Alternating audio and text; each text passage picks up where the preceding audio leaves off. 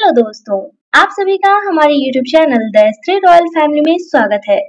आज का यह सेशन मध्यकालीन भारत का दूसरा क्लास है, जिसमें हम विजयनगर साम्राज्य, बहमनी साम्राज्य और सूरी वंश से रिलेटेड सभी इम्पोर्टेंट फैक्ट को अच्छे से पढ़ने वाले हैं, जो एग्जाम के पॉइंट ऑफ व्यू से बहुत ही ज्यादा इम्पोर्टेंट है।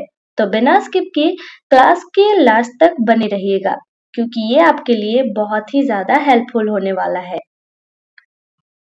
हमारा टॉपिक है विजयनगर साम्राज्य, जो कि 1336 से लेके 1672 तक चला। इसके संस्थापक हरिहर और बुक्का थे और विजयनगर का शाब्दिक अर्थ होता है जीत का शहर। इसकी स्थापना वर्ष है 1336 ईस्वी और यहाँ पर जो संस्थापक है उसे आप स्टार मार्क कर लीजिएगा कि विजयनगर साम्राज्य की स्थापना किसने की, तो हरिहर और बुक्का ने की। और किस वर्ष की, तो 1336 में की। और उस समय दिल्ली सल्तनत का जो राजा था वो मोहम्मद बिन तुगलक था। अब चलते हैं अगले पॉइंट पे।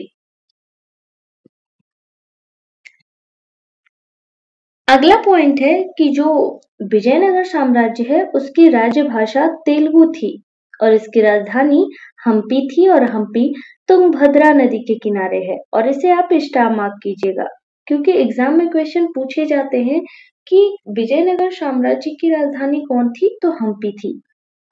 और प्रमुख रूप से इसका शासनकाल 1336 से लेके 1565 तक रहा। और विजयनगर साम्राज्य में कुल 4 वंशों का शासन रहा। पहला है संगम वंश और संगम वंश 1336 से लेके 1485 तक रहा। दूसरा है शुलुक वंश, जो कि 1485 से लेके 1506 तक रहा। और नेक्स्ट है तुलुक वंश, जो कि 1506 से लेके 1565 तक रहा। और सबसे अंतिम राजवंश विजयनगर साम्राज्य का या फिर चौथा राजवंश अराविडु वंश रहा, जो कि 1570 से लेके 1672।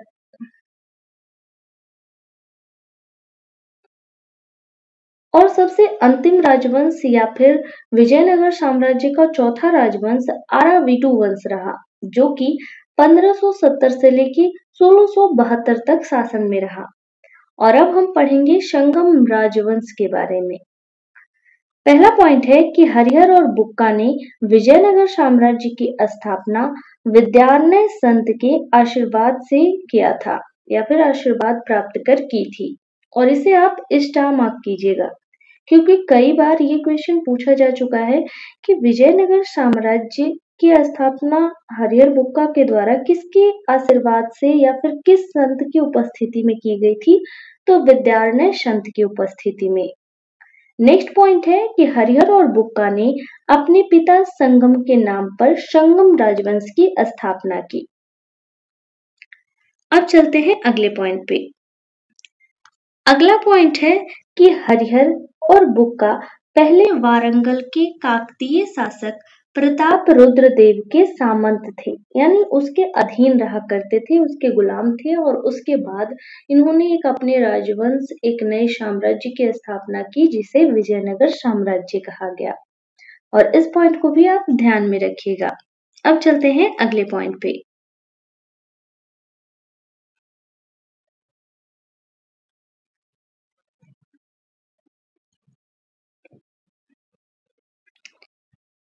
अगला पॉइंट है कि विजयनगर साम्राज्य की स्थापना के समय दिल्ली का सुल्तान मोहम्मद बिन तुगलक था। नेक्स्ट पॉइंट है कि संगम वंश का प्रमुख शासक, और अक्सर इससे क्वेश्चन पूछा जाता है, तो इन सभी का नाम आप थोड़ा ध्यान में रखिएगा। पहला है हरिहर प्रथम, बुक्का प्रथम, हरिहर द्वितीय, देवराय प्रथम, देवराय द्वितीय, मल्लिकार्जुन और विरूपाक्ष। ये सभी जो थे वो संगम वंश के प्रमुख शासक थे। नेक्स्ट पॉइंट है कि हरिहर प्रथम संगम वंश का प्रथम शासक था और इसके समय में बहमनी साम्राज्य की स्थापना हुई थी। नेक्स्ट पॉइंट है कि बुक्का प्रथम ने वेद मार्ग प्रतिस्थापक की उपाधि धारण की थी और इसे आप स्टार मार्क कीजिएगा। क्योंकि ये पॉइंट एग्जाम में क्वेश्चन की तरह पूछा जा सकता है कि वेद मार्ग प्रतिस्थापक की उपाधि किसने धारण की, तो बुक्का प्रथम ने की। नेक्स्ट पॉइंट है कि बुक्का प्रथम का पुत्र कंबन ने जब मदुरै को जीता तब उसके उपलक्ष्य में कंबन की पत्नी गंगा देवी ने मदुरा विजयम नामक पुस्तक की रचना की। और इसे आप स्टार मार्क कीजिएगा कि मदुरा विजयम पुस्तक की रचना किसने की, तो गंगा देवी ने की। नेक्स्ट पॉइंट है कि हरिहर द्वितीय ने महाराजा धीराजा की उपाधि धारण की और ऐसा करने वाला संगम वंश का प्रथम शासक था। और इसे आप स्टार मार्क कीजिएगा कि महाराजा धीराजा की उपाधि किसने धारण की, तो हरिहर द्वितीय ने की। नेक्स्ट पॉइंट है कि इटली यात्री निकोलो काउंटी देवराय प्रथम के दरबार में या फिर विजयनगर साम्राज्य की यात्रा पर आया था। और इसे आप स्टार मार्क कीजिएगा कि जब देवराय प्रथम का शासन था उस समय कौन आया था, तो इटली का यात्री आया था और उसका नाम क्या था, निकोलो काउंटी। नेक्स्ट पॉइंट है कि देवराय द्वितीय संगम वंश का सबसे महान शासक था और इसे भी आप ध्यान में रखिएगा। अब चलते हैं अगले पॉइंट पे। अगला पॉइंट है कि देवराय द्वितीय विजयनगर का ऐसा शासक था जो अपने सेना में भारी संख्या में मुस्लिमों को भर्ती किया था। और इसे आप स्टार मार्क कीजिएगा क्योंकि ये क्वेश्चन पूछा जा सकता है कि कौन सा दक्षिण भारत का शासक था या फिर विजयनगर साम्राज्य का शासक था जिसने काफी अधिक संख्या में मुसलमानों को अपनी सेना में भर्ती किया था, तो वो था देवराय द्वितीय। नेक्स्ट है फारसी यात्री अब्दुल रजाक देवराय द्वितीय के शासनकाल में विजयनगर आया था। और इसे भी आप स्टार मार्क कीजिएगा क्योंकि एग्जाम में क्वेश्चन पूछा जा सकता है कि अब्दुल रजाक किसके शासनकाल में आया था, तो देवराय द्वितीय के। नेक्स्ट पॉइंट है कि देवराय द्वितीय को गजबेटकर यानी हाथियों का शिकारी के नाम से भी जाना जाता था। और इसे भी आप स्टार मार्क कीजिएगा कि जगबेटकर किसे कहा जाता है, देवराय द्वितीय को। नेक्स्ट है तेलुगु कवि श्रीनाथ जिन्होंने हरविलास पुस्तक की रचना की, वह देवराय द्वितीय के दरबार में कुछ दिन तक रहे थे। और इसमें ध्यान देने वाली बात यह है कि श्रीनाथ जो थे वो तेलुगु कवि थे और उन्होंने हरविलास पुस्तक की रचना की थी। नेक्स्ट पॉइंट है कि मल्लिकार्जुन के दरबार में पुर्तगाली यात्री नूनीज आया था। और इसे भी आप स्टार मार्क कीजिएगा कि नूनीज किसके दरबार में आया था, तो वो है मल्लिकार्जुन। नोट करने वाली बात यह है कि सालोव वंश का संस्थापक सालोव नरसिंह था। और इसे आप स्टार मार्क कीजिएगा कि सालोव वंश की स्थापना किसने की, तो सालोव नरसिंह ने की। और इससे रिलेटेड सिर्फ यही एक पॉइंट है जो आपके एग्जाम के लिए इम्पोर्टेंट है। और यहाँ पर हम उन्हीं पॉइंट को कवर करेंगे जो हमारे एग्जाम के पॉइंट ऑफ व्यू से बहुत ज्यादा इम्पोर्टेंट है। और यदि आप इसका पीडीएफ चाहते हैं तो आप हमारे टेलीग्राम चैनल TSRF को ज्वाइन कर सकते हैं, जिसका लिंक आपको हमारे चैनल के इंट्रो पेज पे मिल जाएगा। इसके साथ ही अगला वंश है तुलुप वंश, जिसकी स्थापना वीर नरसिंह ने की है और सबसे महान शासक तुलुप वंश के कृष्णदेव राय है। और इसे आप स्टार मार्क कीजिएगा क्योंकि कई बार ये क्वेश्चन पूछा जाता है कि कई बार क्वेश्चन ये पूछा जाता है कि कृष्णदेव राय का संबंध किस वंश से है, तो हम सीधे संगम वंश लगा देते हैं, लेकिन इसका सही जवाब होगा तुलुप वंश। तो इसलिए आप इस पॉइंट को ध्यान रखिएगा। नेक्स्ट पॉइंट है कि कृष्णदेव राय का शासन 1509 से 1529 तक रहा और इनका शासनकाल भी याद रखिएगा, जो विजयनगर साम्राज्य के सबसे प्रतापी राजा था। अब चलते हैं अगले पॉइंट पे। अगला पॉइंट है कि बाबर ने अपनी आत्मकथा में कृष्णदेव राय को भारत का सबसे महान शासक कहा है। वहीं कृष्णदेव राय के दरबार में तेलुगु भाषा के 8 महाकवि रहते थे, जिन्हें अष्ट दिग्गज कहा जाता था। और ये जो अष्ट दिग्गज पॉइंट है इसे आप स्टार मार्क कीजिएगा क्योंकि सीधे सीधे एग्जाम में ये क्वेश्चन रिपीट हो चुका है कि अष्ट दिग्गज किसके दरबार में रहते थे, तो कृष्णदेव राय के दरबार में। नोट करने वाली बात यह है कि अष्टप्रधान शिवाजी के मंत्री परिषद को कहा जाता है और इसे भी आप स्टार मार्क कीजिएगा, क्योंकि जैसे ही अष्ट दिग्गज हमारे दिमाग में आता है तो ये पॉइंट भी क्लिक होना चाहिए कि जो अष्ट प्रधान है वो शिवाजी के मंत्री परिषद को कहा जाता है। नेक्स्ट पॉइंट है कि कृष्णदेव राय के शासनकाल को तेलुगु भाषा का स्वर्णिम युग कहा जाता है और इसे भी आप ध्यान में रखिएगा। अगला पॉइंट है कि डोमिंग पायस और बाबोस नामक पुर्तगाली यात्री जो है वो कृष्णदेव राय के दरबार में आया था और इस पॉइंट को भी आप ध्यान में रखिएगा। अगला पॉइंट है कि इटली यात्री पेंस कृष्णदेव राय के शासन काल में भारत आया था। तो इस हिसाब से कृष्णदेव राय के शासन काल में कितने विदेशी आए? तो 3 आए, 2 पुर्तगाली और 1 इटली। अब हम अष्ट दिग्गज के प्रमुख कवि के बारे में जानेंगे जो आपके एग्जाम के पॉइंट ऑफ व्यू से इम्पोर्टेंट है। मैंने उन्हीं को कलेक्ट किया है। तो पहले है तेनाली राम कृष्ण और कई बार ये क्वेश्चन आ चुका है कि तेनाली राम कृष्ण किसके दरबार में रहते थे? तो वो है कृष्णदेव राय के दरबार में। इन्होंने पांडुरंग महामात्य पुस्तक की रचना की थी और दूसरे हैं तिम्मन जिन्होंने परिजात परहन पुस्तक की रचना की है। और नेक्स्ट है पेदन। पेदन जो है वो अष्ट दिग्गज के प्रमुख कवियों में से एक है। इन्हें अधिराज कवि पितामह कहा जाता था और इन्होंने मनु चरित्र की रचना की थी और इसके साथ ही इन्हें आधुनिक तेलुगु भाषा का जनक भी कहा जाता है। और इस पॉइंट को आप स्टार मार्क कर लीजिएगा कि आधुनिक तेलुगु भाषा का जनक किसे कहा जाता है? तो पेदन को कहा जाता है। अब चलते हैं अगले पॉइंट पे। अगला पॉइंट है कि अमुक्त माल्यदा जो कि तेलुगु भाषा में लिखी गई है और जाम्बती कल्याणम जो कि संस्कृत भाषा में लिखी गई है। इन दोनों पुस्तकों की रचना कृष्णदेव राय ने स्वयं की थी और इसे आप स्टार मार्क कीजिएगा, क्योंकि ना जाने एसएससी के एग्जाम में कितने बार ये क्वेश्चन पूछा जा चुका है कि कृष्णदेव राय की रचना कौन कौन सी है। तो अमुक्त माल्यदा जो कि तेलुगु भाषा में है और दूसरा जाम्बती कल्याणम। अब हम जानेंगे कृष्णदेव राय के निर्माण कार्य, यानी उन्होंने कुछ किलों का निर्माण कराया है। इसे भी आप ध्यान में रखिएगा, क्योंकि कई बार क्वेश्चन ये पूछा जाता है कि निम्न में से कौन कृष्णदेव राय द्वारा निर्माण नहीं कराया गया है। तो कौन कराया गया है, यदि ये आपके दिमाग में रहेगा तो नहीं वाला ऑटोमेटिक आ जाएगा। तो पहला है हजार मंदिर, दूसरा है विठल स्वामी मंदिर और तीसरा है नागलपुर शहर का निर्माण। ये तीनों की निर्माण जो है वो है कृष्णदेव राय के द्वारा कराया गया है। अब हम जानेंगे कृष्णदेव राय ने आंध्र भोज, अभिनव भोज और आंध्र पितामह की उपाधि धारण की थी और इसे आप स्टार मार्क कीजिएगा, खास करके आंध्र भोज और अभिनव भोज, क्योंकि कई बार ये क्वेश्चन एग्जाम में पूछा जा चुका है कि आंध्र भोज और अभिनव भोज की उपाधि किसने धारण की है। तो वो है कृष्णदेव राय।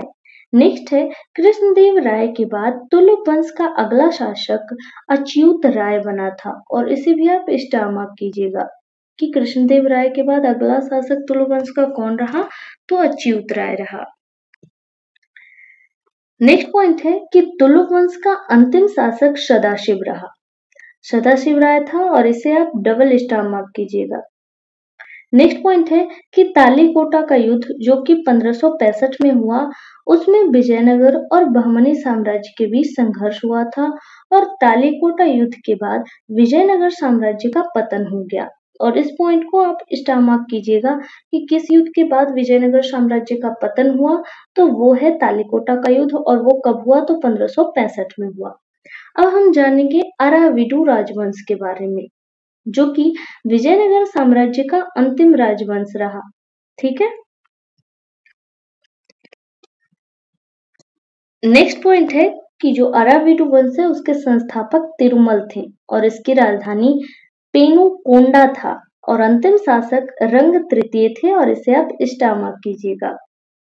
नेक्स्ट पॉइंट है कि वेंकट द्वितीय के काल में 1612 ईस्वी में वोडेयार नामक व्यक्ति ने मैसूर राज्य की स्थापना की, और इसे आप स्टार मार्क कीजिएगा क्योंकि सीधा सीधा क्वेश्चन पूछा जा सकता है कि वोडेयार नामक व्यक्ति ने किस शहर की स्थापना की, तो वो है मैसूर। अगला पॉइंट है कि विजयनगर साम्राज्य में नायक प्रणाली और आयंगर प्रणाली का प्रचलन था, और इसे भी आप ध्यान में रखिएगा। अगला पॉइंट है कि विजयनगर साम्राज्य में दास प्रथा, सती प्रथा जैसी कुरीतियां प्रचलन में थी, और इसे आप स्टार मार्क कीजिएगा।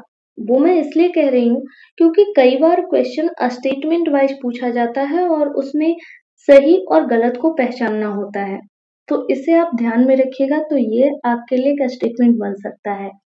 नेक्स्ट पॉइंट है कि विजयनगर साम्राज्य की मुद्रा पेगोडा था, और ये जो पेगोडा शब्द है इसे आप स्टार मार्क कर लीजिएगा कि विजयनगर साम्राज्य की मुद्रा क्या थी, तो पेगोडा। नेक्स्ट पॉइंट है विजयनगर साम्राज्य का प्रशासन। जो सबसे बड़ा इकाई था वो था मंडलम, जिसका अर्थ होता था राज्य। मंडलम के नीचे होता था नाडु, जिसका अर्थ होता था जिला, और सबसे छोटी इकाई जो होती थी उसका अर्थ होता था उर। उर का मतलब होता था ग्राम, और ये जो उर है इसे आप स्टार मार्क कीजिएगा क्योंकि कई बार एसएससी के एग्जाम में पूछा जा चुका है कि विजयनगर साम्राज्य में उर का मतलब क्या होता है, तो वो है ग्राम। नेक्स्ट पॉइंट है कि विजयनगर साम्राज्य में मंडलम सबसे बड़ा और उर सबसे छोटा प्रशासनिक निकाय था, और इस पॉइंट को आप ध्यान में रखिएगा।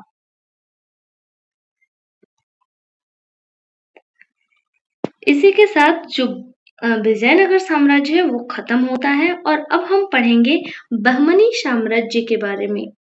बहमनी साम्राज्य जो है वो 1347 से लेकर 1482 तक रहा, और बहमनी साम्राज्य के संस्थापक हसन गंगू थे, और इसे आप स्टार मार्क कीजिएगा। नेक्स्ट पॉइंट है कि बहमनी साम्राज्य की राजधानी गुलबर्गा थी, और यहाँ की जो राजकीय भाषा थी वो थी मराठी, और ये जो मराठी भाषा है इसे आप स्टार मार्क कीजिएगा क्योंकि जो विजयनगर साम्राज्य था वहां पर तेलुगु भाषा को प्राथमिकता दी गई थी, ठीक वैसे ही बहमनी साम्राज्य में मराठी भाषा को प्राथमिकता दी गई है, और यहाँ की जो मुद्रा है वो है हुन, ठीक वैसे ही जैसे विजयनगर साम्राज्य की जो मुद्रा थी वो थी पेगोडा। अब चलते हैं अगले पॉइंट पे।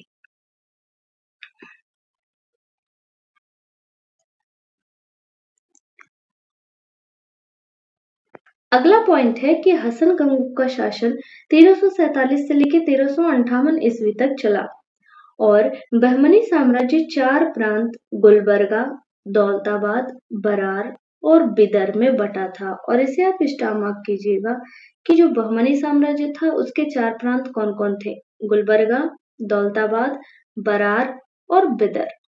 नेक्स्ट पॉइंट है कि फिरोज शाह बहमनी ने खगोल शास्त्र को बढ़ावा देने के लिए दौलताबाद यानी देवगिरी के पास एक वेधशाला का निर्माण करवाया था, और बहमनी साम्राज्य में कुल 18 शासक थे, और बहमनी साम्राज्य का प्रमुख बंदरगाह दाभोल और चौल था, और इसे आप स्टार मार्क कीजिएगा क्योंकि ये क्वेश्चन एग्जाम में बन सकता है कि जो बहमनी साम्राज्य है उसका प्रमुख बंदरगाह कौन सा शहर बना, तो वो है दाभोल और चौल। अब चलते हैं अगले पॉइंट पे। अगला पॉइंट है कि निकितन नामक रूसी यात्री महमूद शाह तृतीय के शासनकाल में बहमनी की यात्रा पर आया था, और बहमनी साम्राज्य का अंतिम शासक कलीमउल्लाह था, जिसकी मृत्यु के बाद बहमनी साम्राज्य 5 स्वतंत्र राज्यों में बट गया, और ये जो कलीमउल्लाह है इसे आप स्टार मार्क कीजिएगा कि बहमनी साम्राज्य का अंतिम शासक कौन है, कलीमुल्लाह। और जो विजयनगर साम्राज्य था उसका अंतिम शासक कौन था, तो वो था सदाशिवराव। और अब हम जानेंगे बहमनी साम्राज्य के पतन के बाद उसके 5 स्वतंत्र राज्य कौन कौन थे, तो हम आगे बढ़ते हैं। पहला है राज्य है बीजापुर। बीजापुर का वंश है आदिल शाही वंश, जिसके स्थापक यूसुफ आदिल शाह थे, और कब किए थे, तो 1489 में। और इसे आप स्टार मार्क कीजिएगा कि बीजापुर का संस्थापक कौन रहा, तो यूसुफ आदिल शाह रहा। नेक्स्ट है अहमदनगर। अहमदनगर में निजाम शाही वंश का शासन था और इसका संस्थापक मलिक अहमद था। और कब किया था, तो 1490 में। नेक्स्ट है बरार। बरार का जो वंश था वो था इमाद शाही और इसके संस्थापक फतेह उल्लाह इमाद शाह थे और वो कब किए थे, तो 1490 में। नेक्स्ट है गोलकुंडा और गोलकुंडा के वंशज था कुतुब शाही जिसकी स्थापना कुली कुतुब शाह ने की थी और इसे आप स्टार मार्क कीजिएगा। कब की थी, तो 512 में। नेक्स्ट है बिदार और बिदार का जो थे वो वरीद शाह थे और बरीद शाही शासन वंश था और इसके संस्थापक अमीर अदिल अली बरीद थे जो कि 1526 में स्थापना की। तो ये जो 5 राज्य थे जो बहमनी साम्राज्य के पतन के बाद बने, इन सभी के मैंने राज्य, वंश, संस्थापक और स्थापना वर्ष को समझा दिया है। और इस टेबल को आप अपने माइंड में रखिएगा क्योंकि हो सकता है कि आपके एग्जाम में इससे कोई एक क्वेश्चन बन जाए। नेक्स्ट पॉइंट है कि कुली कुतुब शाह 591 से 92 में हैदराबाद में चार मीनार का निर्माण कराया था और इसे आप स्टार मार्क कीजिएगा कि चार मीनार का निर्माण किसने कराया, तो कुली कुतुब शाह ने कराया। नेक्स्ट पॉइंट है कि बीजापुर का गोल गुंबद जो कि मोहम्मद आदिल शाह ने बनवाया था वह भारत का सबसे बड़ा गुंबज है और इसे भी आप स्टार मार्क कीजिएगा। इसी के साथ बहमनी साम्राज्य समाप्त होता है और अब हम जानेंगे छोटे से सूरी राजवंश के बारे में जिससे रिलेटेड जो भी इम्पोर्टेंट फैक्ट है मैंने यहाँ पे मेंशन किया है, आप उसे ध्यान से सुनिएगा। तो सूरी राजवंश 1540 से लेके 1555 तक रहा।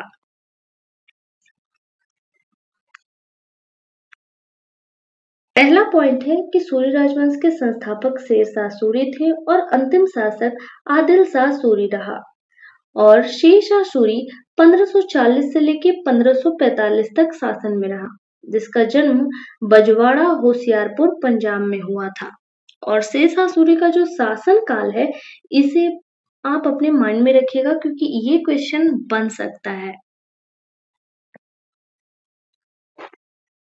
नेक्स्ट पॉइंट है कि शेरशाह सूरी के पिता का नाम हसन खां था जो कि सासाराम के जमींदार थे जो कि जौनपुर शहर के नजदीक आता था।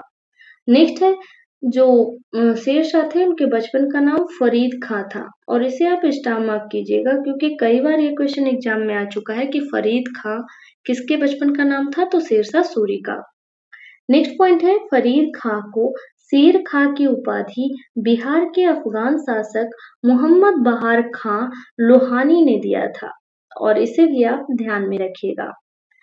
अगला है चौसा का युद्ध जो कि 1539 में लड़ा गया था।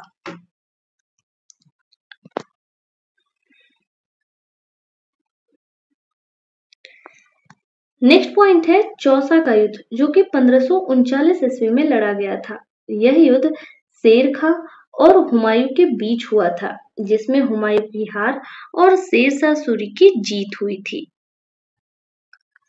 और इस युद्ध के बाद शेर खां ने शेरशाह की उपाधि धारण की और इसे आप स्टार मार्क कीजिएगा। नेक्स्ट है कन्नौज यानी बेलग्राम का युद्ध जो कि 1540 में हुआ। इस युद्ध में शेरशाह सूरी ने हुमायूं को हराकर दिल्ली की राजगद्दी पर बैठ गया और इसे आप डबल स्टार मार्क कीजिएगा क्योंकि कई बार ये क्वेश्चन एग्जाम में पूछा जा चुका है कि किस युद्ध के बाद शेरशाह सूरी दिल्ली का शासक बना या दिल्ली सल्तनत को अपने अधिकार में ले लिया, तो वो है कन्नौज का युद्ध जो कि 1540 में लड़ा गया था। नेक्स्ट पॉइंट है कि 1541 ईस्वी में शेरशाह सूरी ने पाटलिपुत्र को पटना के नाम से बसाया और ये भी स्टार मार्क कर लीजिएगा। नेक्स्ट है कालेंजर का युद्ध जो कि 1545 में हुआ जिसमें शेरशाह सूरी का अंतिम सैन्य अभियान रहा। और जब शेरशाह सूरी कालेंजर पर आक्रमण किए थे तो उस समय वहां का शासक कीरत सिंह था और ये दोनों ही पॉइंट आपके लिए बहुत ही ज़्यादा इम्पोर्टेंट है, तो आप इसे स्टार मार्क कर लीजिएगा। पहला पॉइंट कि कालिंजर का युद्ध कब हुआ, तो 1545 में हुआ, जो कि शेरशाह सूरी का अंतिम सैन्य अभियान था और उस समय कालिंजर का जो शासक था वो था कीरत सिंह। अब चलते हैं अगले पॉइंट पे।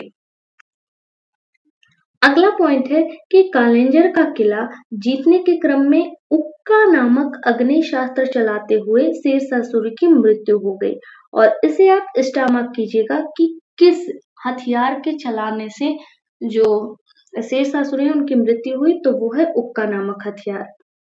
नेक्स्ट पॉइंट है कि भारत का द्वितीय अफगान शासक शेरशाह सूरी को कहा जाता है और जो पहला अफगान शासक था वो था बहलोल लोदी। नेक्स्ट पॉइंट है कि शेरशाह सूरी ने भारत पर मात्र 5 वर्षों तक शासन किया था और शेरशाह सूरी ने पट्टा प्रथा और कबूलियत प्रथा शुरुआत की थी और इसे आप स्टार मार्क कीजिएगा, क्योंकि कई बार एग्जाम में पूछा जा चुका है कि कबूलियत प्रथा और पट्टा प्रथा की शुरुआत किसने की, तो शेरशाह सूरी ने की। नेक्स्ट पॉइंट है कि शेरशाह सूरी के काल में जमीन मापने के लिए गजे सिकंदरी और सन की डंडी का प्रयोग होता था। अब चलते हैं अगले पॉइंट पे।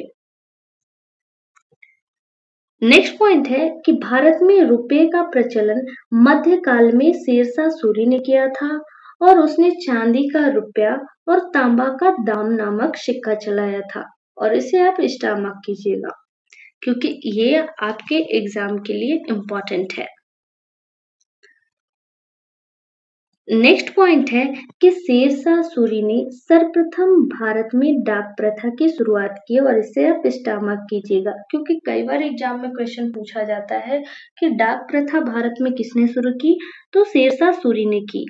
अगला पॉइंट है कि ग्रैंड ट्रंक रोड का पुनर्निर्माण शेरशाह सूरी द्वारा कराया गया था और शेरशाह सूरी का मकबरा सासाराम में है, जो कि बिहार के रोहतास जिले में पड़ता है और इसे भी आप स्टार मार्क कीजिएगा, क्योंकि ये क्वेश्चन एग्जाम में पूछा जाता है कि सासाराम का जो मकबरा है या फिर शेरशाह सूरी का जो मकबरा है वो कहाँ है, तो रोहतास में है। नेक्स्ट है रोहतासगढ़ किला, किलाए कुन्हा जो कि दिल्ली में है, का निर्माण भी शेरशाह सूरी के द्वारा कराया गया था।